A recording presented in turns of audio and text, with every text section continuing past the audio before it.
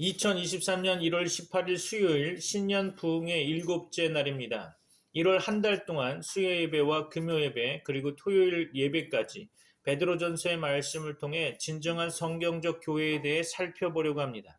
이 자리를 빌어 하나님이 보내주신 여러 빛의 청년들과 여러 집사님들 그리고 해외에서 기도로 후원하는 주의 동역자들을 사랑하며 축복합니다. 1월에 큰 응답이 있기를 기대하며 오늘 본문의 말씀은 베드로전서 3장 8절로 12절입니다. 다 찾으신 줄 알고 제가 받들어 봉독하겠습니다. 베드로전서 3장 8절로 12절입니다. 마지막으로 말하노니 너희가 다 마음을 같이하여 동정하며 형제를 사랑하며 불쌍히 여기며 겸손하며 악을 악으로 욕을 욕으로 갚지 말고 도리어 복을 빌라. 이를 위하여 너희가 부르심을 받았으니 이는 복을 이어받게 하려 하심이라. 그러므로 생명을 사랑하고 좋은 날 보기를 원하는 자는 혀를 금하여 악한 말을 그치며 그 입술로 거짓을 말하지 말고 악에서 떠나 선을 행하고 화평을 구하며 그것을 따르라. 주의 눈은 의인을 향하시고 그의 귀는 의인의 간구에 기울이시되 주의 얼굴은 악행하는 자들을 대하시느니라 하였느니라. 아멘. 예수 믿는다는 것은 무엇을 의미하는 것일까요? 처음에 우리는 세상에 속한 존재로부터 교회로 나오게 되었죠. 예배를 통해 하나님을 바라보게 되었습니다. 그 한량없는 은혜와 긍휼에 눈물 흘렸던 적도 있었죠. 죄사함 받음을 확신했고 심령이 새롭게 됨을 경험했습니다. 선포되는 강단의 말씀에 기쁨과 희망을 가졌고요. 성경을 읽고 배우고 깨닫게 되므로 하나님께서 주신 진리의 말씀에 부유함을 느끼고 영적인 배가 불렀습니다. 그래서 교회의 사랑 속에서 마치 어머니의 품에 안긴 아이처럼 쑥쑥 자랐었죠. 세상에서 이리 깨지고 저리 깨져서 상처나고 죽을 만큼 아파하게 되었다가도 응급실 같은 교회, 재활치료실 같은 교회에서 치유받고 다시 기력을 회복했었죠. 하지만 이것으로 끝이 아닙니다. 환자가 계속 병원에 남아서 병원 생활만 한다면 정상이 아니겠죠. 아이가 계속 엄마 품에만 남아서 자라지도 않고 학교도 가지 않으며 결혼도 하지 않고 직장도 찾지 않는다면 그것처럼 큰 골칫덩어리가 없을 것입니다. 유감스럽게도 오늘날 교회가 종종 그러한 듯 보입니다. 교회가 마치 교회 스스로를 위해 존재하는 것처럼 사람들을 교회 안으로 모아 단체로 젖먹이는 보육원같이 행동하고 있는 듯합니다. 어느 정도까지는 그렇게 해야겠지만 병원 응급실에 사람들을 모두 모아놓고 혹은 재활치료실에 모두 모아놓고 이제 건강해진 사람들에게 응급처치와 재활치료만 계속 주구장창 제시하고 있다면 문제가 심각하겠죠. 건강해진 성도들은 다시 세상으로 나가야 합니다. 세상 속에서 어떻게 건강한 영적 활기로 살아나아갈 수 있을지를 고민하며 부딪혀야겠죠. 교회가 사람들을 교회로 초대하고 있지만 그들을 다시 세상으로 보낼 생각을 아예 하고 있지 않은 듯합니다.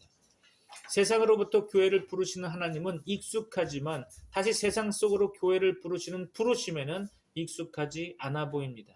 문제가 여기 있는 거죠. 이 문제의 해답이 베드로전서에 나와 있습니다. 베드로는 삶의 뼈저린 현장 속에서 예수님을 믿고 따른다는 것이 어떤 의미인지 구체적으로 설명하려 합니다. 그리고 큰 원리와 원칙들을 제시하고 있죠. 교회는 이 세상 한복판을 지나갈 때 오직 그리스도께서 먼저 가신 길을 따라가게 되어 있습니다. 그것은 선교적 고난의 길이고 제사장적 고난의 길이며 선으로 악을 이기는 의인의 길이고 생명을 유업으로 얻는 복된 길인 것입니다. 현재 교회에서 신앙생활을 잘하다가도 직장에 들어가면서부터 변하기 시작해서 급기야 신앙마저 흔들리고 교회를 멀리하게 되는 경우가 많죠. 그만큼 직장생활은 교회에서 배운 믿음대로 행하기에는 곤혹스러운 경우가 많다는 것입니다. 썩지 않고 더럽지 않고 쇠하지 않는 소망이 그 속에 살아있는 성도가 이제 썩어가고 더럽고 허무한데 굴복하는 세상 한복판에서 그것도 먹고 사는 문제에 동아줄처럼 얽히고 설키어 있는 직장 생활 속에서 과연 어떻게 사는 것이 믿음대로 사는 것일까 고민하며 하루하루를 버텨가고 있는 거죠. 오늘날처럼 무한 경쟁 시대에 직장에서 살아남고 또 그 이상을 하기란 전혀 쉬운 일이 아닐 것입니다. 그것도 그런 살벌한 전쟁터 같은 현장 속에서 믿음을 지키고 믿음대로 산다는 것은 더욱더 쉽지 않겠죠. 설교단에서 선포되는 원칙적인 말씀들만을 가지고는 감당하기 힘겨운 현실입니다. 그 현실을 맞닥뜨리는 주의 지체들이 과연 승리하는 삶을 살아갈 수 있을까요? 베드로는 부정적으로 말하고 있지 않습니다. 해답은 그리스도 안에 있습니다. 오늘 본문을 상고하기 전에 그 배경이 되는 2장 18절부터 잠깐 살펴보려고 합니다. 헬라어 원문을 번역한 것을 준비했습니다. 2장 18절로 20절 말씀까지 읽어보겠습니다. 종들은 모든 일에 하나님께 대한 경외심으로 주관자들에게 순복하되 단지 선하고 관용하는 자들에게만이 아니라 완악한 자들에게도 그렇게 하십시오. 만일 어떤 사람이 불의하게 고난을 겪으며 하나님을 아는 양심으로 인해 슬픔을 견딘다면 이것은 은혜로운 일입니다.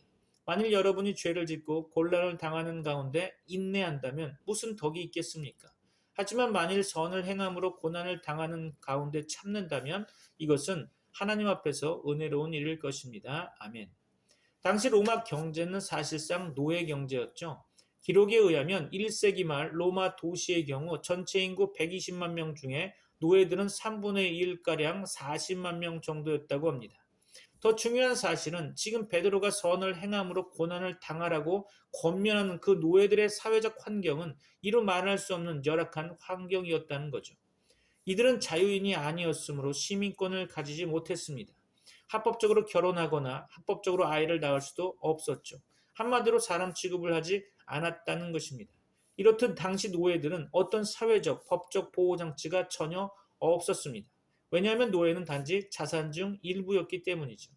비록 당시에 노예들이 법적으로 보호받을 수 있는 여건이 되지 않았다 하더라도 주인이 노예들의 안전과 신변을 보장하는 것은 당연한 관례로 여겨졌었습니다. 그것은 물건을 망가뜨리지 않고 잘 관리해서 오래 쓸 수 있도록 하는 차원과 크게 다르지 않겠죠. 이렇듯 노예들을 대하는 태도에서 보면 당시 로마 사회보다는 성경에 따른 유대적 전통이 훨씬 더 선진국형에 가깝다고 할 수 있을 것입니다. 옛 이스라엘 전통에서는 당시 로마 사회가 노예들을 대하는 태도보다는 비록 최소한이기는 하지만 사회적 법적으로 훨씬 나은 대접이 보장되어 있었습니다. 제대로 지켜지지 않는 것이 문제이긴 했지만 덜어는 노동의 대가를 지불하기도 했고요. 법적으로는 안식년이 되면 7년째나 희년이 되는 50년 차에는 자동적으로 노예 상태에서 해방되도록 했습니다. 그만큼 유대 전통은 노예들의 인간적 권리를 어느 정도 보장은 했었던 거죠. 그렇다면 초대교회는 어땠을까요?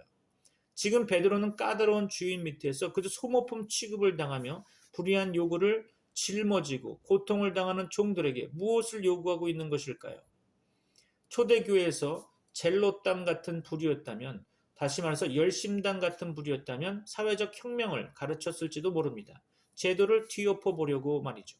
하지만 사도전승과 초대교회의 주류는 그렇게 가르치지 않았겠죠. 사실상 교회가 적극적으로 교회 안에 있는 노예들을 해방할 수 있도록 독려받은 것은 4세기 콘스탄틴 대제가 칙령을 발표하면서부터였습니다. 하지만 교회가 적극적으로 사회제도의 변혁을 추구하지 않았던 이유 중 하나는 초대교회가 견지하고 있었던 하나님 나라의 임박한 종말론 때문이기도 했죠. 바울이 가르쳤던 것처럼 이 세상은 이미 쇠하여 사라져 지나가고 있기에 각자 처한 위치에서 있는 자는 없는 자처럼 지내는 것이 주된 권면이었습니다. 그렇다면 교회는 이렇게 불의한 사회 구조에 대해 전혀 손을 놓고 있었을까요? 로마 사회가 종들을 그저 물건 취급하는 경우들을 그저 보고만 있었을까 하는 문제를 제기할 수 있겠죠. 옛 이스라엘이 그래도 노예들의 최소한의 인권을 보장하던 것만도 못한 태도를 취하고 있었을까 의문이 듭니다.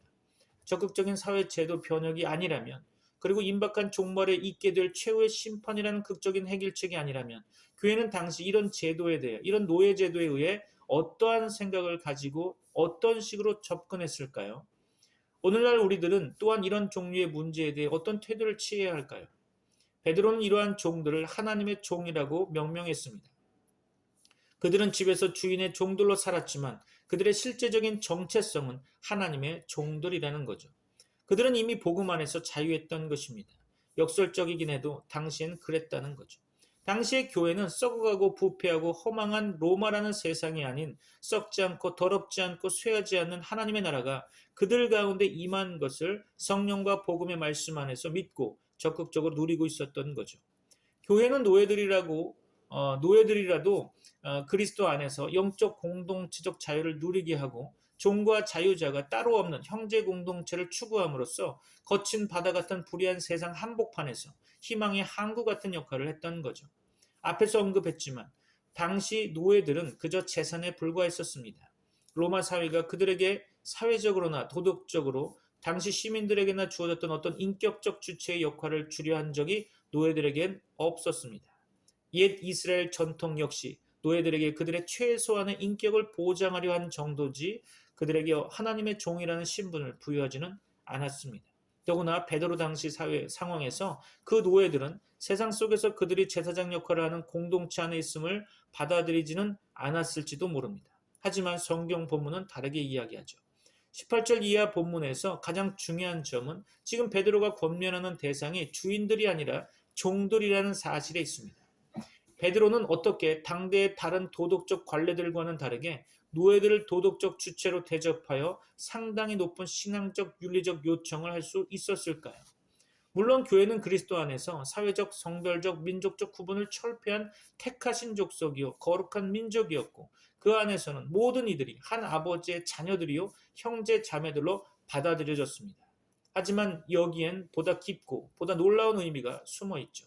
지금 베드로는 노예들이 재산이 아니라 인격이라는 정도의 주장을 하려는 것이 아닐 것입니다.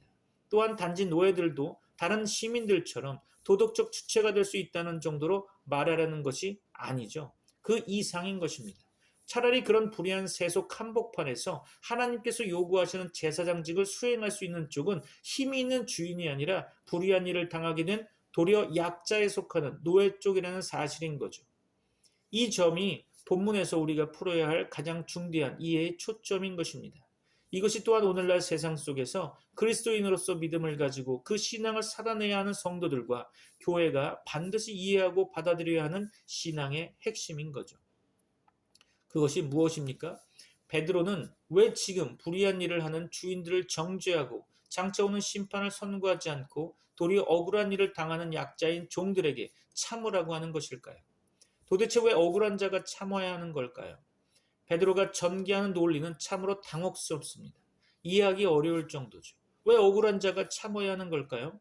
복음서의 기록대로 본다면 예수님께서 왜 무슨 이유로 예루살렘으로 올라가서 대제사장과 서기관들 그리고 바리새인들에게 고난을 당하고 죽으셔야 했는지 전혀 그 이유를 이해할 수 없었을 것입니다. 예수님의 제자들에게 있어서 말이죠. 또한 예수님을 따르는 무리들에게 있어서 그랬을 것입니다. 그렇지 않겠습니까? 베드로는 이 부분에서 무언가 발견한 것입니다. 바로 하나님의 뜻과 그리스도의 길을 발견한 거죠. 여기에 하나님의 뜻이 있다는 사실을 발견해야 합니다. 교회는 세상 속에서 단지 정의를 수호하는 단체가 아닙니다. 지금 베드로는 부당한 노예제도 자체에 항거하라고 가르치고 있는 것이 아니죠. 교회가 택한 방식은 이를테면 사회혁명을 통해 정의를 실현하라고 하는 방식보다 훨씬 더 많은 희생과 고통을 요구하는 방식인 거죠. 왜냐하면 이 싸움은 불의한 주인이나 비인간적인 노예제도 또는 로마 제국과 상대하는 싸움이 아니라 그 뒤에서 이 모든 것을 조장하는 악의 세력과의 싸움이기 때문이죠. 노예제도가 없어져도 로마가 멸망해도 이 세상의 악은 그대로일 것입니다. 기독교는 이러한 악과 싸우는 전쟁을 하고 있는 것입니다. 악은 어떻게 항복하게 될까요? 악은 어떻게 없어지게 될까요? 그것이 그리스도께서 십자가로 싸우신 싸움인 것입니다. 정의를 추구하면 악은 제한을 받게 되겠죠. 하지만 십자가의 은혜가 나타나면 악은 소멸하고 말 것입니다. 그것이 십자가의 길인 거죠. 교회와 성도는 이 세상에서 생존을 추구하기 위해 존재하는 자들이 아닙니다. 그것은 우리에게 주어진 사명이 아닌 거죠. 성도는 이 세상에서 정의를 요구하는 정도로 사명을 받은 존재가 아닙니다. 교회는 이 세상을 지나가면서 그 썩지 않고 더럽지 않고 쇠하지 않은 나라의 실제를 드러내야 하는 것입니다. 이제 베드로는 악에 대해 승리하신 그리스도의 발자취를 우리가 따라가야 할 길로 제시하려 합니다. 실제로 어떻게 우리가 이 길을 갈 수 있을까요? 우선적으로 베드로는 이 장면에서 하나님을 소개하고 있습니다.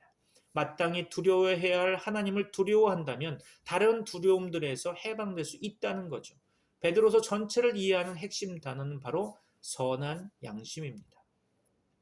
사실 여기서 양심이라는 단어는 문자 그대로 하면 함께 아는 것, 함께 의식하는 바입니다. 모두가 공감할 수 있는 보편적 가치관을 나누어 가진 마음, 그것이 양심인 거죠. 세상 속의 교회가 세상과 소통하는 데 있어서 결정적인 역할을 하는 것이 바로 이 거듭난 양심이며, 베드로는 이것을 단지 믿음이라 하지 않고 계속해서 선한 행실, 선한 양심 등의 말로 표현하고 있습니다. 베드로에 의하면 그리스도인으로 세상을 산다는 것은 이런 선한 양심, 거듭난 심령의 회복된 양심으로 산다는 것을 뜻하는 거죠. 그것이 바로 믿음으로 사는 것입니다. 성도는 세상에서 이런 회복된 양심으로 그들의 양심을 비추게 되어 있죠. 성도들은 구원하신 하나님을 아는 믿음만이 아니라 세상 속에서 그러한 회복된 양심으로 살아가야 한다는 것입니다. 그것은 정확히 그리스도께서 그들을 위하여 가신 길인 것이죠. 그리스도께서도 불의한 당신을 위해 이유 없는 고난을 당하셨습니다. 그리고 그 길을 말없이 계속해서 선을 행하시며 고난 가운데서 그 억울한 짐을 다 지고 가신 것입니다. 바로 이런 그리스도와 이런 그리스도를 주신 하나님을 아는 의식, 그것이 신자가 세상에서 불의한 사람들 가운데서 반드시 붙들고 가야 할 선한 양심의 길인 거죠. 하나님께서 교회를 부르신 것은 무엇을 위함일까요? 여러분은 어떻게 해서 예수 믿는 사람으로 여전히 이 세상 속에 남아있다고 생각하십니까? 세상 밖으로 부르신 하나님께서 여전히 여러분을 세상 속에 두고 계시다면 그 이유가 무엇이라고 생각하십니까? 예수 믿고 복을 받아 문제없이 잘 사는 것이 목적이라면 차라리 하나님께서 복으로 가득한 하늘나라에서 살게 하시는 것이 더 낫지 않을까요? 교회가 이 세상에 존재하는 목적이 무엇일까요? 베드로는 이 부르심의 목적을 21절에서 천명하고 있습니다. 오늘날 축복받는 것을 최고의 복음으로 여기는 교회에게는 낯설진 모르겠지만 교회사에서 이 말씀은 결코 낯설지 않을 것입니다. 21절은 사실 그리스도의 고난, 특별히 무고한 고난을 따름이라는 주제로서 후대에 상당한 영향을 끼쳤죠. 21절을 원문으로 번역해서 읽어보려고 합니다. 이를 위하여 여러분이 부르심을 입었습니다.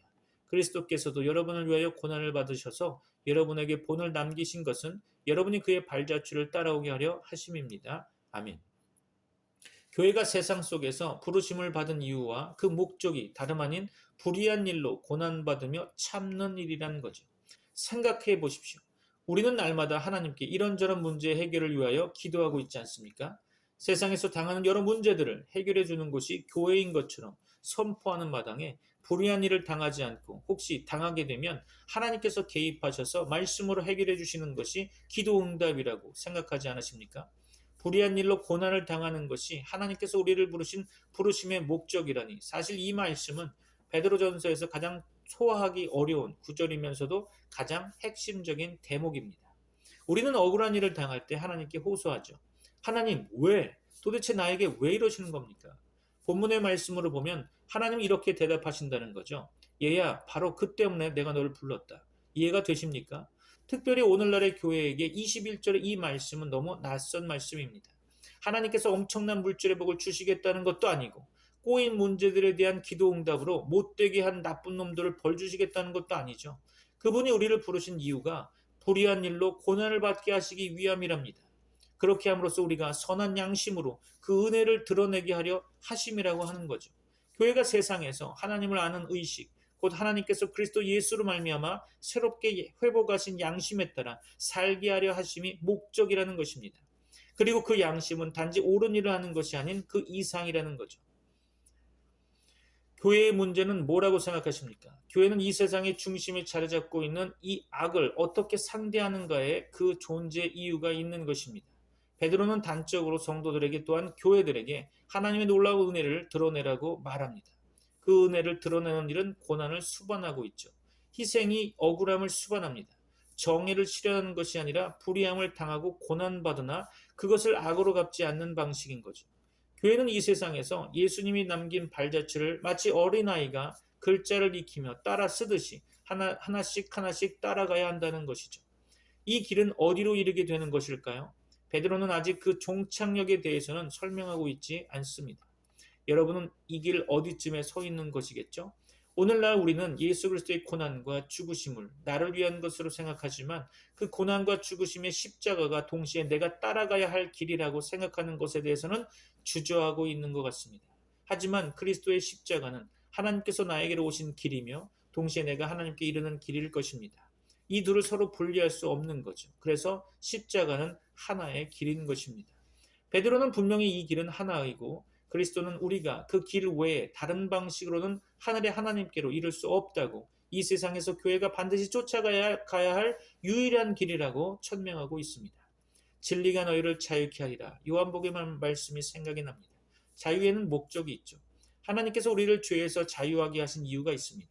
그것은 썩어짐과 더러움과 허무함에 종노릇하고 다시 용서함과 씻음을 받고 또다시 죄에 붙잡히고 세상에 붙잡히고 또다시 그 은혜를 통해 죄사함을 누리고 이런 생활을 반복하라고 주신 자유가 아닙니다.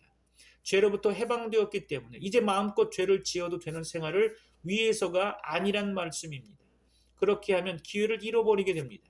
우리가 자유하게 된 것은 기회를 얻기 위함입니다. 이 세상의 허무함에 종노릇하지 않아도 되고 썩어짐에 종노릇하지 않아도 되고 더러움에 종노릇하지 않아도 되기 때문에 드디어 우리는 하나님의 뜻대로 살아볼 기회를 얻게 된 것입니다. 드디어 죽음과 죄와 허무의 문제에서 해방돼서 하나님을 마음껏 사랑하고 이웃을 마음껏 사랑하고 세상을 주님의 뜻대로 살아볼 자유와 기회를 얻는 것입니다. 이 기회를 살려보겠습니까? 이 자유를 어찌 활용하시겠습니까? 죄를 짓고 그것을 덮는 데 사용할 것입니까? 아니면 이 기회를 굳게 지켜 주님의 뜻을 따르는 일에 드릴 것입니까? 그리스도를 따르십시오. 그것이 인생의 답입니다. 유대 지도자들의 권력은 시기에 기초했고요. 빌라도가 속한 로마의 권력은 인기에 기초했지만 그리스도의 하나님 나라는 진리에 기초하고 있습니다. 그리스도는 불의한 죄인들을 위한 고난의 압박에도 진리를 붙들으셨고 거짓을 말하거나 속이지 않으셨습니다. 교회 전통에 의하면 베드로는 순교당할 때 자신은 십자가에 바로 매달려 죽을 자격도 되지 않는다고 하면서 거꾸로 매달려 죽었다고 합니다. 마지막 죽음에 임박해서는 주를 부인하지도 자신과 세상을 속이지도 않았던 셈인 거죠. 고난의 압박 아래서 주를 부인하지 않고 자신의 신앙에 대해 속이지 않는 것, 그것이 세상 속에서 그리스도의 자치를 따르는 구체적인 길일 것입니다. 오늘날은 어떠합니까? 사실 대교회의 유행은 무명의 신자들을 양산하는 데 기여했다고 보여집니다. 이미 교회 안에서도 자신의 신앙을 확인하고 드러내지 않는 신자들이 세상 속에서 자신의 영적 신분을 감추는 것은 어찌 보면 당연한 일이겠죠. 또한 오늘날처럼 기독교에 대해 반감이 증폭된 환경에서 자신이 기독교인임을 감추며 살아가는 경우도 적지 않습니다. 자신이 기독교인이라는 것을 사업관계나 일터에서 드러내면 그는 이제부터 정당한 권리 주장도 시원하게 할 수 없는 처지에 놓이게 되겠죠. 본문 2장 21절로 25절 말씀에서는 이런 환경 속에서도 옳은 일을 하며 선을 행하다가 고난을 당해도 은혜의 강력을 드러내는 삶을 택하라고 권면하고 있습니다. 따라야 할 다른 기준은 없습니다. 주께서 먼저 우리에게 그렇게 해주셨기 때문에 그분이 우리가 갈 길이시기에 우리는 따르는 것이죠. 세속의 한복판에서, 세상 한복판에서 그분의 발자취 하나하나를 따르는 것, 그것이 교회의 길인 것입니다. 그리스도께서는 자발적으로 악에 부딪히셨습니다. 죄를 짓지도 않으셨고 속인 것도 없으셨지만 돌아오는 것은 모욕과 고통이었죠. 주께서는 자신을 향한 거짓 증거와 모욕적인 언사에 혹시 대답하기는 했지만 같은 모욕적인 언사로 함께 악에 빠지지는 않으셨습니다. 성도가 이 길을 실제로 따라간다면 참으로 하나님의 은혜와 강력이 증거될 것입니다. 하지만 이는 얼마나 곤혹스럽고 어려운 길인지 감히 우리가 감당할 수 있을까 고민됩니다. 그래서 주의 성령이 우리와 함께 하시며 그분의 능력으로 우리는 감히 그 일에 동참할 수 있는 것입니다. 사람은 누구나 자신의 정당성을 증명하고 싶어 합니다. 자신을 향한 거짓 증거와 모욕적인 언사를 듣는다면 가만히 있을 사람이 어디 있겠습니까? 하지만 주께서는 이런 일과 이를 대하시는 일에 익숙하셨던 것 같습니다. 그분의 십자가 고난과 죽으심은 단순히 한 사건이 아니라 그분의 그러한 삶의 태도의 절정이었던 거죠. 이것이 또한 오늘날 교회가 세상 한복판에서 가야 하는 길에 놓인 이정표인 것입니다. 내가 가야 할 길로 잘 가고 있는지를 살피려면 중간중간 놓인 신호판들을 잘 확인해야겠죠.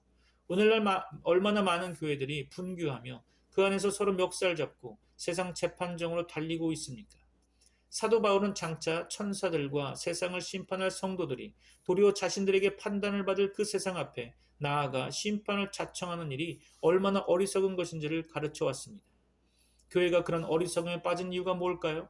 바울이 지적한 대로 차라리 불의를 당하는 것이 낫지 아니하냐라는 질문에 아니요, 결코 불의를 당할 수 없습니다. 억울합니다. 손해볼 수 없습니다. 라고 대답하고 싶기 때문이 아닐까요? 그러면 그런 성도와 그런 교회는 명백히 그리스도께서 남기신 발자취를 벗어나 딴 길로 들어선 셈입니다. 세상 재판정에게 승리한다고 해도 세상은 교회를 우습게 볼 수밖에 없을 것입니다. 적대감도 줄어들지 않을 것입니다. 사람이 가장 참을 수 없는 것 중 하나가 바로 억울함이겠죠. 더구나 잘못한 것이 없는데 비난을 당할 때는 정당함을 주장하고 싶은 욕구가 이루 말할 수 없이 강렬할 것입니다. 하지만 악은 그렇게 상대에서는 다루어지지 않을 것입니다. 만일 정당한 절차를 통해서 해결될 수 있다면 우리는 얼마든지 그런 수단들을 사용할 수 있겠죠. 그러나 지금 본문이 다루는 것은 악의 문제입니다. 물론 악을 대하면서 공의를 버리라고 말하지는 않습니다. 공의의 심판은 하나님께 맡기고 교회는 정의가 아니라 은혜의 강력을 드러내도록 요구받고 있는 거죠. 공의의 원칙을 희생한 것이 아닙니다. 베드로는 여러 번 교회가 오직 공의로 심판하시는 하나님만 두려워할 것을 가르치고 있죠. 그 참된 두려움 속에서 교회는 하나님을 신뢰하고 그분께 자신의 상황과 미래를 모두 맡김으로써 이 땅에서 하나님의 뜻, 곧 그 악한 자들에게 그 악을 넘어서는 은혜의 강력을 증거하도록 부르심을 받은 것입니다. 이것이 하나님만 두려워하고 그분만 경외함으로써 나타나는 아름다운 삶, 은혜로운 삶인 것입니다. 그리스도께서 먼저 그렇게 사시고 그 길을 가지 않으셨다면 교회는 태어나지 않았을 것입니다. 이제 교회는 세상 한복판에서 축복이나 정의 그 이상의 것, 곧 악에 대해 승리하는 은혜와 진리의 강력, 그 나라의 실제를 드러내도록 부르심을 받게 될 것입니다. 교회는 바로 그 길을 그들에게 오신 그리스도를 따라 그 길을 가야 하는 거죠. 베드로는 그리스도의 구체적인 고난을 두 가지 방향으로 제시합니다.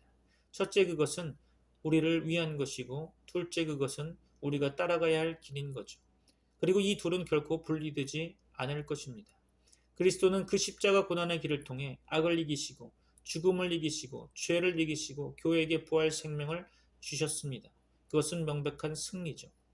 그리고 교회는 그 길을 통해 우리에게 오신 하나님의 구원으로 말미암아 자유의 몸이 되었습니다.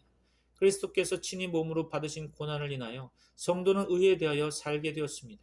그리고 그가 받으신 상처로 인해서 그들이 낫게 되었습니다. 그리스도는 그의 몸으로 고난을 친히 겪으셔서 우리로 자유의 몸이 되게 하셨고 의를 행하게 하사 불의하게 당하는 고통의 상처도 낫게 하셨습니다.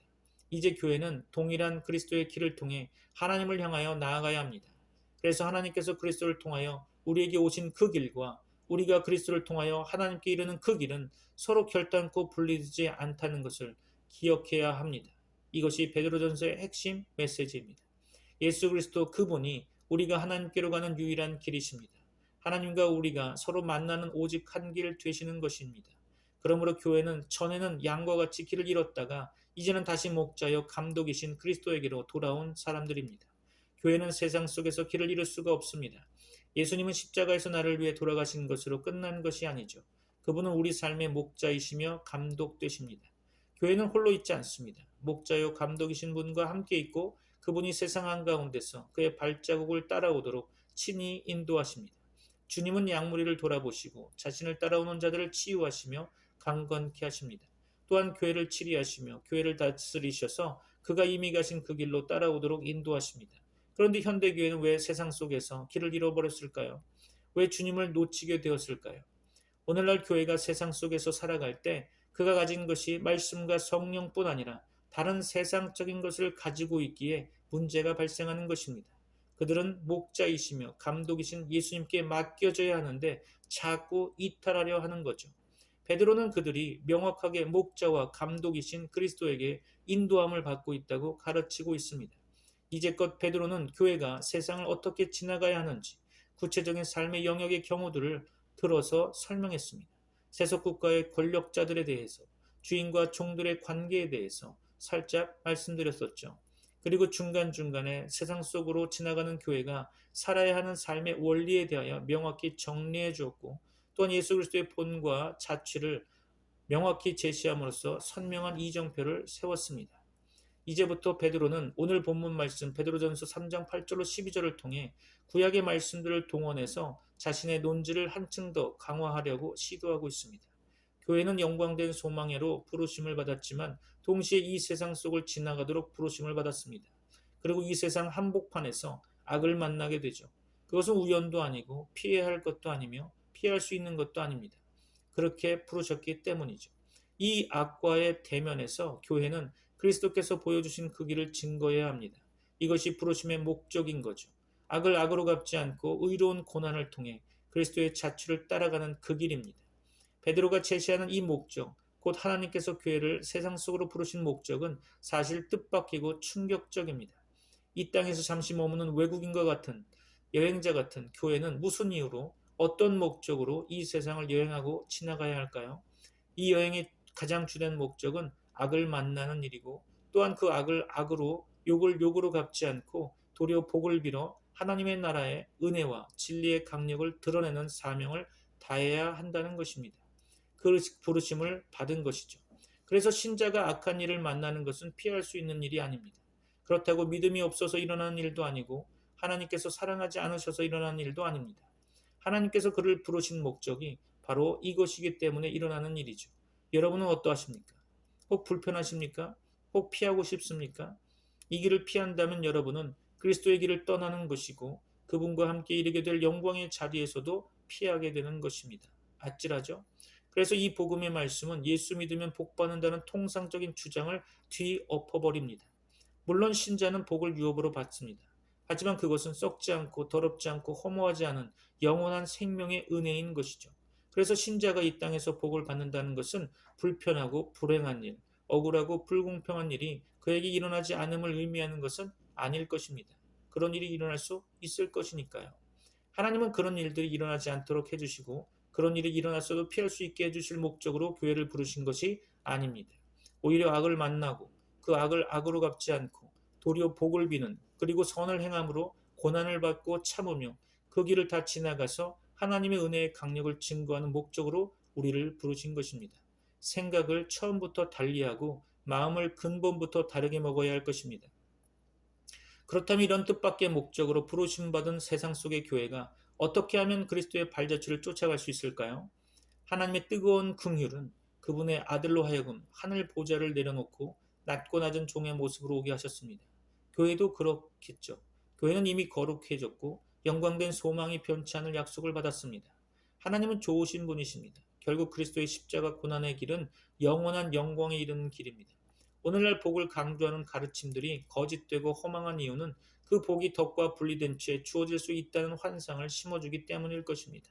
그것은 마치 성령 충만을 받으라고 하면서 정작 그 은혜와 능력으로 자신의 탐욕을 배불리며 율법의 정직한 도덕적 요구들을 저버리는 태도와 흡사합니다.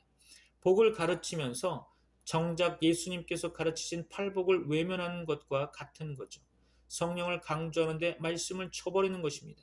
은사와 자유와 능력을 구하면서 시기와 다툼, 고소와 분쟁, 탐욕과 거짓이 끊이지 않는다면 그것은 성경이 말한 복이 아니라 바알과 아세라 같은 우상들이 약속한 세속적인 복음이며 복음의 이름으로 팔아 자기 배를 불린 결과일 뿐일 것입니다. 어떻게 거룩하신 영, 성령의 역사를 경험하는데 거룩함에 이르지 않을 수 있겠습니까? 구약 성경에서 생명의 풍요함은 항상 거룩과 짝을 이루며 함께 가고 있습니다. 거룩함 없이는 생명의 풍요함도 없는 것입니다. 거룩함을 주지 않으며 풍요를 약속하는 것은 탐욕이요 우상 숭배입니다. 그 결국은 황폐하며 추방인 거죠. 반대로 거룩은 생명을 유지하고 더 충성하게 합니다. 거룩이란 구약적으로 하면 위생과 건강, 온전함이기도 합니다. 더러우면 씻게 되어 있죠. 씻으면 깨끗해질 겁니다. 깨끗해지면 오염에서 벗어나고 생명을 유지하거나 회복될 것입니다. 생명과 거룩은 깊은 관계가 있습니다. 서로 떨어지지 않는 거죠. 베드로는 시편 34편을 인용해서 성도들이 세상에서 거룩한 길을 가야 하는 이유가 진정으로 복을 받기 위함임을 다시 확인시킵니다. 생명은 반드시 거룩과 함께 갑니다. 함께 요구되는 거죠. 거룩이 없는 생명과 풍요는 허상이고 속이는 것입니다. 교회가 선을 행함으로 부당한 고난을 받고도 그것이 억울하거나 한 맺히는 인생으로 가지 않을 수 있는 충분한 이유가 있는 것입니다. 종말에 하나님께서 엄연한 심판을 하시기 때문이겠죠. 또한 그 종말론적 심판의 결과가 예수 그리스도의 죽으심과 부활을 통해 그들 속에서 부인할 수 없는 증거요 믿음을 통해 살아 숨쉬기 때문일 것입니다. 교회는 이 당연한 길로 부르심을 받았고 이 길로 이끌 수밖에 없습니다. 교회로 부르신 여러분에게 성령의 강력한 은혜가 있기를 축원합니다. 기도하겠습니다. 지금은 우리 주 예수 그리스도의 은혜와 하나님의 사랑과 성령님의 교통하심이 세상 속으로 교회를 부르신 목적을 알고 이 세상을 변화시킬 이 땅의 교회 위에 이제부터 영원까지 함께 있을지어다. 아멘.